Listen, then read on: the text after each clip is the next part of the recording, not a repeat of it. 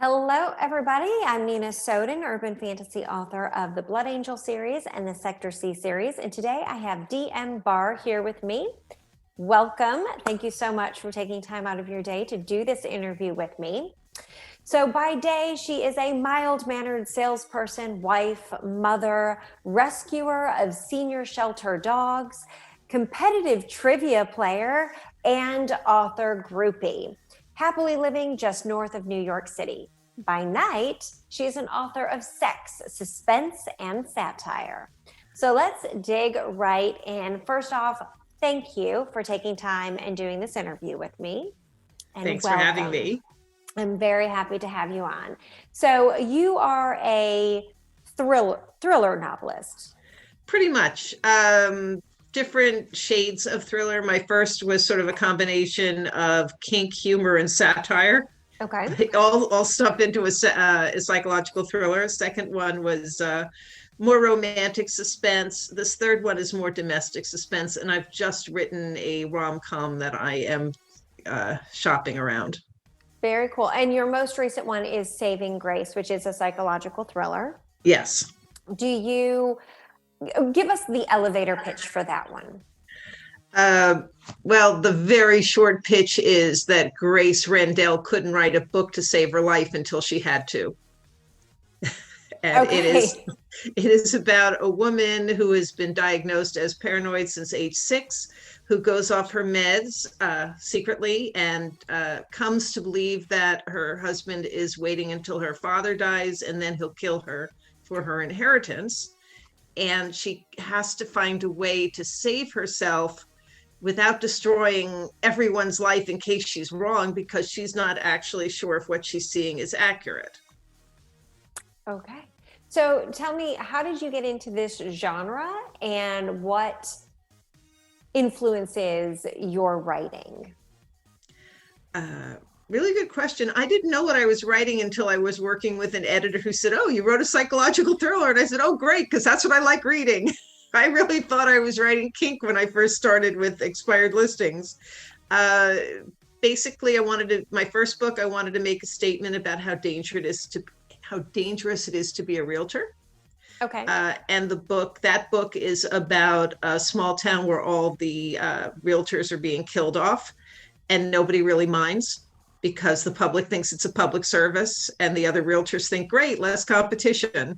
So it was my way to get little jabs out. I was a realtor at the time, little jabs out. Every time anybody annoyed me, I killed them off. But it is a very dangerous profession. We put our faces on signs and on our cards and invite everybody to see us in an empty house for 4 hours on a Sunday when Yes. we're not getting into strangers' cars and they could be taking us anywhere. Yes. So I wanted to put my finger on that. I love that type. As a realtor myself, I know that danger and that fear, and to have it into a psychological thriller, I'm very intrigued by that. So you were a realtor previously. Yeah, 20 years. And Wow. it's a funny book. And if you're a realtor, you'll get the jokes. Okay, You definitely fantastic. get I will the have to jokes. get that. I will have to get a copy of that book then. So you started thinking you were writing kink. Kink and humor. Okay. And then, but I guess I've read so much psychological thriller and mystery that's what came out. It bleeded into your work, apparently. But also humor, because I really love reading books with humor in them. And early, all of Marshall Karp's books, early Harlan Coben with his Myron Bolitar books, Linwood Barclay early, they're all funny.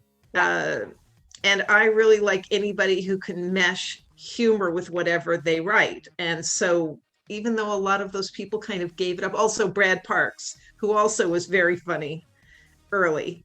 And I've met most of those people and I've asked them about how to sell humor with psychological thrillers or with anything else. And they said, no, it doesn't sell, which is why we stopped. Although Marshall Karp's doing extremely well with James Patterson.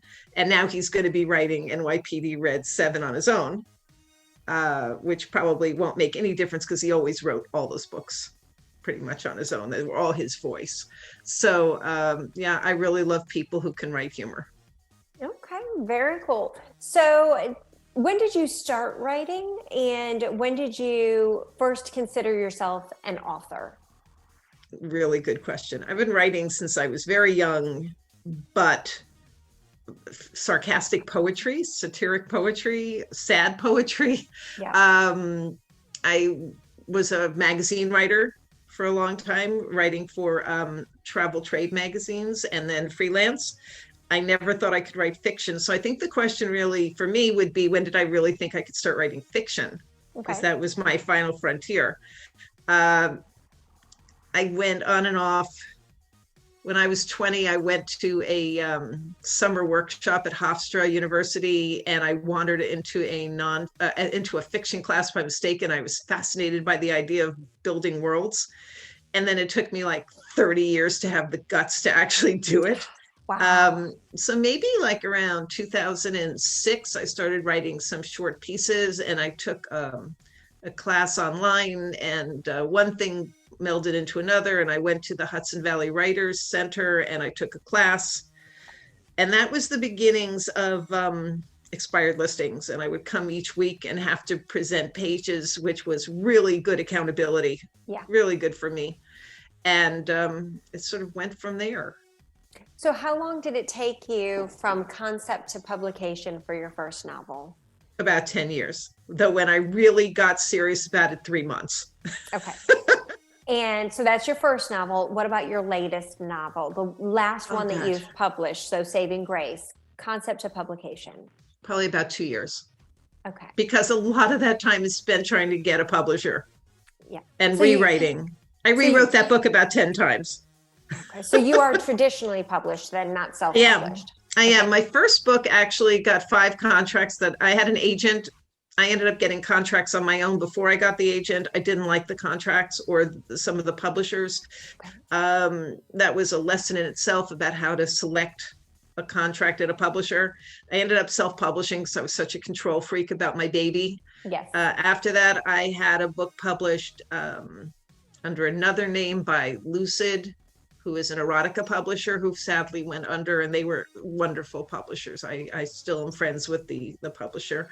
I had a book published by Beachwalk Press, and that was my second book, Slashing Mona Lisa, which is about fat shaming and a psychological thriller involving fat shaming.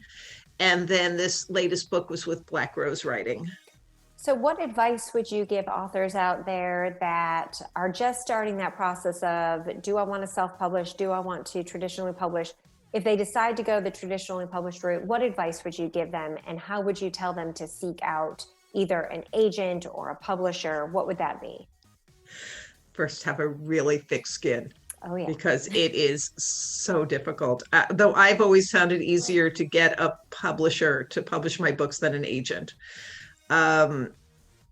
Make sure that it's such a hard question, because they're looking for something familiar and yet something new. Yep. And you'll send them something that's familiar and it'll be too familiar, or you send them something new and it'll be too new and they won't know how to place it on the shelves. And you're actually, a really good book for everyone to read is The Writing Life by Jeff Strand. It just came out because it talks about the trials and tribulations of someone who's very prolific and the difficulties he's had with agents and publishers. So just read that book over the weekend and I love it. I think number one is to figure out what your goal is. Do you want just a book for posterity, for your friends to read, or do you want to be, a big deal published author? And to go from there. And I think you'll have much more luck with small presses than you might with the big 4. Now it's not even the big 5, it's the big 4. Yeah. And to go to something like querytracker.net to find the publications or the agents who specialize in whatever genre you're working in. But it's really good to know what genre you're working in. And my problem has always been that I'm sort of cross genre. I don't think I could write in one genre to save my life. I've just written a rom-com and there's elder abuse in it. Because nothing's funnier than elder abuse, right?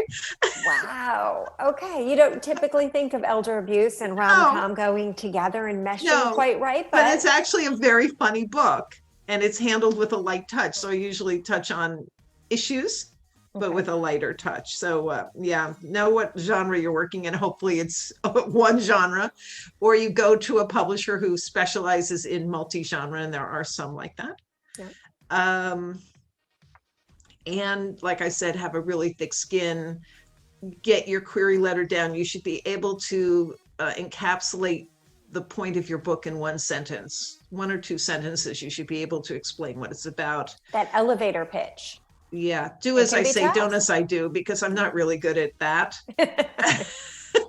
Okay. My books aren't that simple, but people seem to like them. So And that's good. And that's all that matters. You just have to reach that right audience. Not everybody's yeah, going to love your book. Not everybody's going to hate it, but yeah, you just got to reach the ones that do love it. absolutely. And get really good at promotion, because if you even if you just self-publish, which was a really great learning experience. And I'm glad I did that with my first book, because it made me a much savvier person when pitching to publishers. What was I going to say? I'm sorry, I just lost it. Yeah, if you self-publish, learn how to market yourself, because even if you're with the big four, you're going to have to market yourself. So become a really savvy marketer. Read everything you can about where to market and how to market, and expect to spend some money. If you're a self-publisher, expect to spend some good money on cover art, because that's super important. Get yourself the best editor you can find, especially if you're starting out, a developmental editor, because they'll tell you if you're on the right track, or if your book makes sense. Really worth the money. And then some good places to get reviews. Okay. So my next question is this. You talked a little bit about accountability. Yes. Are you a pantser or a plotter, and what type of goals do you set for yourself to keep you accountable for where you're at in your writing? Well, I am a hybrid in that I start out with a vague idea of where I want to go. Okay. And I will just write and write, and things will happen that I didn't expect to happen. And then when I get maybe halfway to 3/4 finished, I'll start writing out one sentence about what each of the next chapters will be about, so I know how to get to the end. Okay. I try to, well, I have a critique group, but that doesn't hold me as accountable as I'd like to be, because they're really nice and they haven't kicked me out when I don't have my pages ready. But I also always try to have insightful commentary. So when I'm in the groove, I try to write 1,000 words a day. And that means sometimes waking up at 5 a.m. to get it done. And I've always found that if I get my 1,000 words out, in 3 months, you've got a book. Yeah. And then the hard part comes, which is the revision. But that's also where the magic comes, because once you've got it on the page, you know what you've got, and then you can start tweaking it and molding it into something that makes sense. Because that's another tip, is your first draft's always going to stink. I don't care who you are. That first draft is really like a long outline. And it's never going to be what gets published. It's never going to even resemble, a lot of times, what ends up getting published, which is just fascinating to me, how much things can change in the editing process. Yeah. So it sounds like, you are a blend of that pantser plotter, but it does sound like in the end you do end up having that outline and that plotting. But you said 1,000 words a day. Yeah. And I know you're no longer a realtor. Do you work at all, or are you a full-time author at this point? I do mortgage origination, but that's also both realtor and mortgage origination are things that you can do like when you have the time to do them, because you either go and get clients or you don't. And when I was finishing my first book, there were 3 weeks when I put away everything, because at that time I didn't have any clients. I stopped looking for them, and I just went and rewrote the book. Okay. So you do get a lot of time. You can kind of be flexible with your time. Now, do you write 7 days a week, 5 days a week? Do you schedule out your writing? Or is it kind of like when it hits you, you sit down and you do? When I've started, then I'm pretty obsessive. Like when I have the concept, I'll tell you a funny story. I have a friend named Mike, who's part of my critique group. And I wasn't writing anything. I had the new book, which is called The Queen of Second Chances, which is the one I'm pitching. I had written maybe 2,800 words, and then I had left it, and then COVID hit, and it was set in an old age home,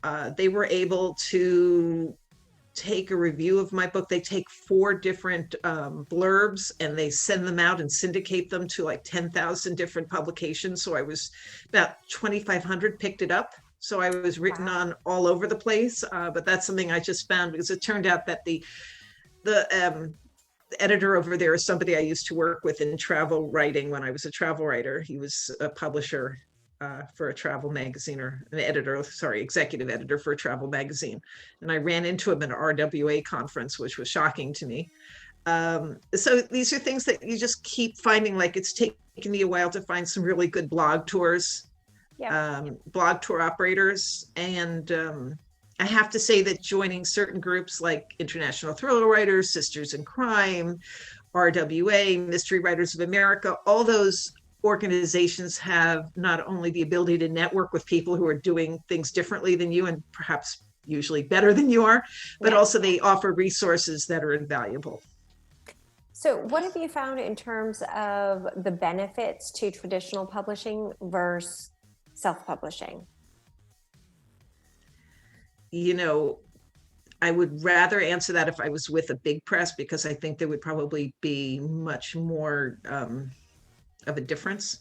Okay. I think when I self-publish my books, at least I could see the sales figures, which I can't see live when they're published with someone else.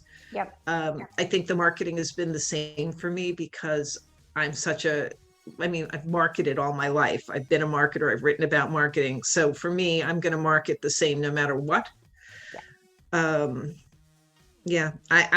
tend to be leaning towards self-publishing the new book, because I sort of, after reading Jeff Strand's book on the writing life, I'm sort of remembering what I really liked about self-publishing. But we'll see, because I've got an agent reading it and I've got a couple of publishers reading it, but I'm sort of missing that control. Yeah, you definitely have complete control when you self-publish, but you also have, I'm self-published, and I love the fact that I have my hand in every aspect of my book, from what it looks like to what it sounds like to what it feels like. I mean, every aspect I've had my hand on. Now, that doesn't mean I don't hire professionals. I definitely have to hire the professionals to make it look pretty and have it edited. And I go through lots of editing, but I do feel a little bit more at ease knowing that I have the control over the end product. I think what you're saying is absolutely right. I think that what's really important to remember about self-publishing is you have to treat it remembering that you're in competition with the big 4 books. Yes. So you have to make it look good, and you have to make sure there are not typos inside, and you have to make it sound as good as you can, even though it's going to cost you. Oh yeah. It's so important, because what gives self-publishing a bad name is the people who don't do that, and they publish direct. And what I hate to say it, but I hate the companies that will help you self-publish as long as you pay like 10 grand to do it, because you can do it so much cheaper if you're just willing to do a little bit of research to find out who the good cover artists are and who the good editors are. And there's so many organizations that can help you with that. So when I see people saying, I spent $6,000 to publish my book, I want to scream, because it was so unnecessary to spend that. Yep. No, I get those calls all the time. And it's very frustrating, because I have known some authors that have fallen into that trap and lost tons of money because of it. It's so disheartening, and it's taking advantage of authors that don't know better. Yeah. So I'm lucky enough to have known about those types of things before falling into those types of things, but I do know authors that have, and it's very disappointing when that does happen. Yeah. All right. Tell me about your next work in progress, or what you're working on next. What do your readers have in store for them? Well, Queen of Second Chances is about a girl who is placed in a senior center, because her stepmother, who's a realtor, wants her to infiltrate the senior market and get those people to sell their homes.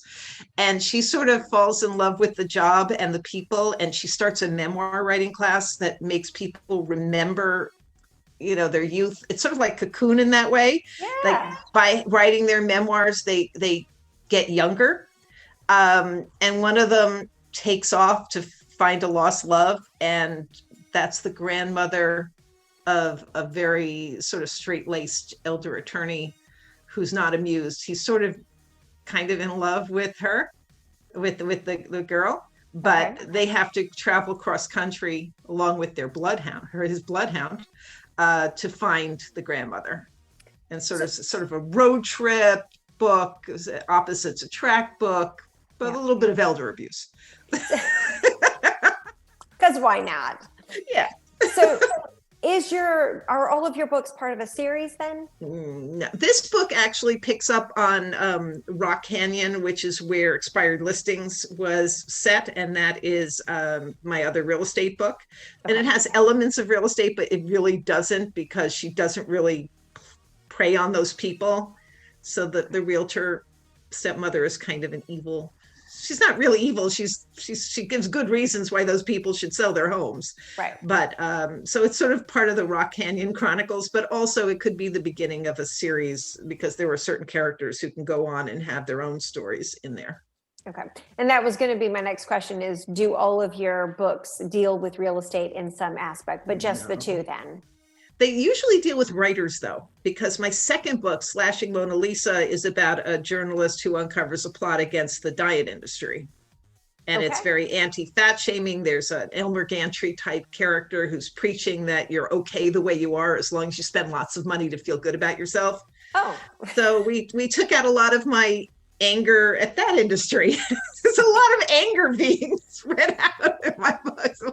Writing is very therapeutic. Very cathartic. Yeah. That's okay. That's just throw it in there, get it out of your system. It makes you feel good. Yeah. All right. Is there anything else that we have not yet discussed that you'd like my viewers to know about you or your books? I'm really not as angry as I sound. Okay, I'm very flippant. If you want to read a book with a very flippant, snarky voice, read my books. Fantastic. Okay. All right. So I like to end all of my interviews with the James Lipton Inside the Actors Studio questionnaire. It is 10 questions. Okay. And you just answer off the top of your head, the first thing that comes to mind. No explanations needed, just the sweet answer. Okay? I'll try. All right. You can do it. What is your favorite word? No. Okay. What is your least favorite word? Hypocrisy. What turns you on? Oh, God. I really like dogs, but not in a sexual way. Glad you clarified. What turns you off? Hypocrisy. Okay. Bigotry. Yeah. What sound or noise do you love? Oh, God. Probably just pop music. What sound or noise do you hate? Humming or whistling. Oh, okay. What is your favorite curse word? No, I'm not doing there. Okay. What profession other than your own would you like to attempt? Oh, I would have loved to have been a singer. What profession would you not want to try? I don't want to try. Grave digger. I don't know. I don't spend a lot of time thinking about the things I don't want to do. If heaven exists, what would you like to hear God say when you arrive at the pearly gates? You were right. Okay. Awesome. All right. Well, thank you so much for taking time and doing this interview with me. If anybody would like to pick up a copy of DM Barr's books, I will have links to those books down below in the description so that you can click and order, which I highly recommend. Go out, support her, and get her books. Thank you so much. Thank you so much. It's been a pleasure.